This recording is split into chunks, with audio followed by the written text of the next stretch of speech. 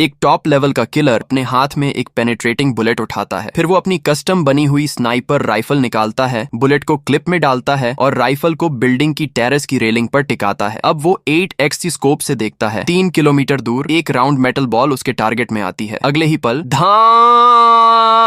सामने वाली बिल्डिंग में एक बड़ा धमाका होता है। दीवार में गजब का छेद पड़ जाता है। उसे हायर करने वाला क्लाइंट हैरान रह जाता है, पर शक्ति भाई के लिए ये तो बस टेस्ट फायर था। अब वो घर लौटता है। वो एक लोहे का गोला उठाता है, उसमें हाई एक्सप्लोसिव मटेरियल भरता है। फिर एक पुराना सिम कार्ड और सर्किट बोर्ड निकालकर उससे सिग्नल रिसीवर बनाता है। कमरे की लाइट बंद कर वेल्डिंग शुरू करता है और आखिर में ढक्कन लगाकर उसे अच्छे से कस देता है। जब सब तैयार हो जाता है तो वो बम को पैक करके अपने डिलीवरी बॉय को दे देता है। डिलीवरी बॉय उसे एक रेस्टोरेंट के पीछे छोड़ आता है। वहां का शेफ समझता है कि ये आइस पैक बॉक्स है और उसे सीधा किचन में रख देता है। उसे क्या पता कुछ ही देर में बर्बादी आने वाली है। कुछ देर बाद शक्ति का टारगेट रेस्टोरेंट पहुंचता है। वेटर प्लान के हिसाब से वो डिश जिसमें बम रखा है टेबल तक ले आता है। बाहर खड़ा शक्ति भाई टाइम देखकर ट्रिगर दबाता है और धूम, पूरा रेस्टोरेंट मलबे में तब्दील हो जाता है। हर कोई मारा जाता है सिवाय एक औरत के, मीना, जो दरअसल शक्ति का असली टारगेट थी। मीना घायल हालत में सड़क पर मदद मांगती है और उसी वक्त शक्ति पहुंचता है हाथ में पिस्तौल लिए हुए। लेकिन तभी बम का दूसरा हिस्सा फटता है और मीना भाग निकलती है। शक्ति जब वहां पहुंचता है वो गली खाली मिलती है। असल में मीना कोई आम औरत नहीं थी, वो CIA एजेंट थी। कुछ दिनों पहले उसे पता चला था कि एक टेररिस्ट सैंग बियाओ